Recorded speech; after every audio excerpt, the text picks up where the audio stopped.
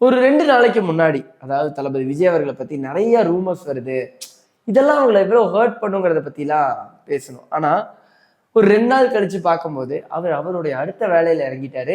And இப்பவும் தளபதி விஜய் தான் talk of the டவுனா போயிட்டு இருக்காரு. காரணம் என்னன்னா, அவர் செஞ்சுட்டு இருக்கிற உதவிகள் அந்த மாரி. ஆமா, போன வருஷமும் இதே மாரி நல்லா படிச்சு மார்க் வாங்குன ஸ்டூடண்ட்ஸ்க்கு நெறைய விஷயங்கள் உதவியா பண்ணாரு. அதே விஷயத்த இந்த வருஷமும் வந்து பண்ணிட்டு இருக்காரு. அதற்கு முன்னாடி அவர் பேசுவார்ல, ஆடியோ லான்ச்ல அவர் பேசினாலே பலர் வந்து என்னமோ பேச போறாருப்பா அப்படிங்கிற ஒரு எக்ஸைட்மெண்ட் இருக்கும். ஆனா இது ஒரு மேடை இல்லை, அதுவும் ஸ்டூடெண்ட்ஸை ஊக்குவிக்கிற மேடைங்கும் போது அவரோட ஸ்பீச் வந்து ரொம்ப இம்பார்ட்டண்டா இருக்கும். ஸோ அந்த ஒரு ஸ்பீச்ல நிறைய விஷயங்கள் அவர் சொன்னாரு. அதுல ஒரு சில விஷயங்கள் எனக்கு ரொம்ப சார் பதில் சொல்லிட்டார்ல அப்படிங்கிற மாதிரி ஃபீல் ஆச்சு. அந்த விஷயத்தை பத்தி தான் இதுல நான் பேச போறேன். ஒரு சில தலைவர்கள், வேண்டாமே அவர் மாதிரி நம்ம ஏன் பேசணும், அவர் தான் அதை நல்லா பேசிட்டார்ல.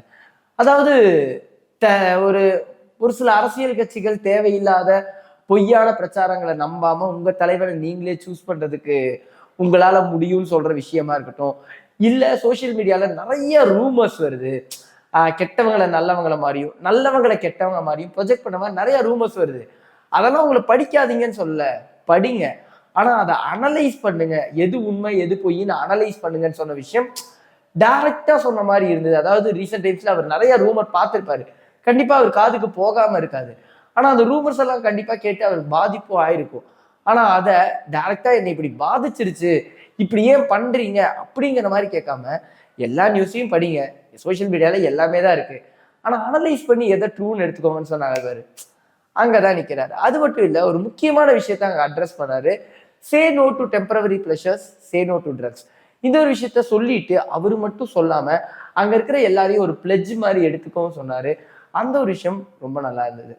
அண்ட் அது மட்டும் கிடையாது, படிச்சவங்க எல்லாம் அரசியல் வரணும், ஏன் அரசியலும் வந்து ஒரு சாய்ஸா இருக்கக்கூடாது, கெரியர் சாய்ஸா இருக்கக்கூடாது அப்படிங்கிற ஒரு கேள்வியை மாணவர்கள் முன்னாடி முன் வச்சதுங்கிறது ரொம்ப அழகான விஷயம் அப்படின்னு நான் சொல்லுவேன். காரணம் என்னன்னா, இப்ப இருந்தே ஸ்டூடெண்ட்ஸ்க்கு அந்த பொலிட்டிக்கல் நாலேஜ், பொலிட்டீஷியன்ஸ் எப்படி சூஸ் பண்ணணும், நம்ம ஒரு பொலிட்டீஷியனா வந்தா என்ன பண்ணுவோங்கிற ஒரு நாலேஜ் வந்துன்னா ஃபியூச்சர்ல பேட் பொலிட்டீஷியன், கரப்டட் பொலிட்டீஷியன் அப்படிங்கிறது கம்மியாகும்.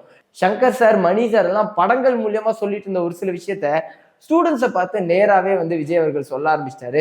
ஸோ மேபி லைக் ஒரு சிலர் சொல்லும் போது நம்ம கேட்போம்ல, நமக்கு தெரியாத ஒரு ஆள் சொல்லும்போது நம்ம கேட்போங்கிறத விட நம்ம ஒருத்தர் வந்து வியந்து பார்ப்போம், அவங்க சொல்லும் போது நம்ம கேட்போம்ல, அந்த மாதிரி ஒரு பர்சனா தான் அங்க இருக்கிற எல்லாருக்குமே வந்து விஜய் அவர்கள் தெரிஞ்சுக்கிட்டு இருப்பாருன்னு நான் நினைக்கிறேன். ஸோ நிறைய விஷயங்களை இந்த மாதிரி வந்து அட்ரஸ் பண்ணாரு. டைரக்டா பாலிடிக்ஸ் பேசினாரு, அதாவது கட்சிகளை குறிப்பிட்டு பேசலனாலும் இந்த மாதிரி நடக்குது அப்படிங்கறதெல்லாம் வந்து டைரக்டா பேசினாரு. அதெல்லாம் பாக்குறப்போ ரொம்பவே நல்லா இருந்தது. போன டைம் இந்த மாதிரி அவர் உதவி செய்யும் போது அவர் கட்சியெல்லாம் அனௌன்ஸ் பண்ணல, அப்பவே அதுக்கு ஒரு பெரும் பரபரப்பை ஏற்படுத்துச்சு. ஆனா இப்போ கட்சி ஆரம்பிச்சு அந்த கட்சியோட தலைவராகவும் இருக்காரு. ஸோ இதுவும் அந்த மாதிரி ஒரு பெரிய பரபரப்பை தான் உருவாக்கி இருக்கு. அதே மாதிரி நல்ல தலைவர்கள் வரணும் அப்படின்னு அவர் வந்து பேசியிருந்தாரு. அதை சொல்லிட்டு நான் வெறும் அரசியல்ல மட்டும் சொல்ல, எல்லா துறைகள்லயும் வரணும், ஏன் நீங்களே வந்து ஒர்க் அவுட் பண்ணா அந்த தலைமையில போய் வந்து உட்கார முடியுங்கிறதெல்லாம் பேசியிருந்தாரு. அண்ட் எனக்கு இந்த ஸ்பீச் எல்லாம் பார்க்கும்போது ஒரு விஷயம் தான் ரொம்ப பிடிச்சது. ஒரு அரசியல்வாதிக்கு பேச்சு அப்படிங்கிறது ரொம்ப ரொம்ப முக்கியமான விஷயம். காரணம் என்னன்னா, உன்னோட பேச்சால ஆப்போசிட்ல இருக்கிறவங்க நிறையவே இன்ஃப்ளூயன்ஸ் பண்ணணும். நீ பண்ற விஷயத்தினால அவங்க நிறையவே இன்ஃப்ளூயன்ஸ் ஆகணும்பாங்க.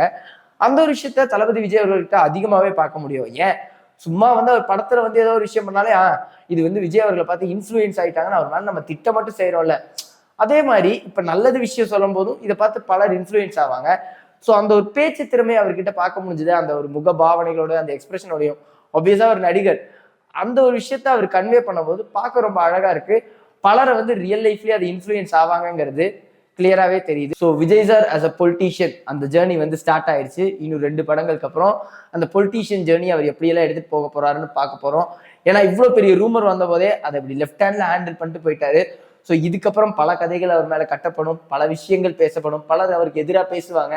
ஸோ அதெல்லாம் எப்படி ஹேண்டில் பண்ண போறாருங்கிறத நம்ம வெயிட் பண்ணி பார்ப்போம். ஸோ உங்களுக்கு விஜய் சாரோட ஸ்பீச்சை பத்தியும் அவர் பண்ற விஷயங்களை பத்தியும் கருத்து என்ன அப்படிங்கிறத கமெண்ட்ல சொல்லுங்க. மீண்டும் இதே மாதிரி வீடியோ சந்திக்கிறேன். Until then this Vijay Pranesh signing off.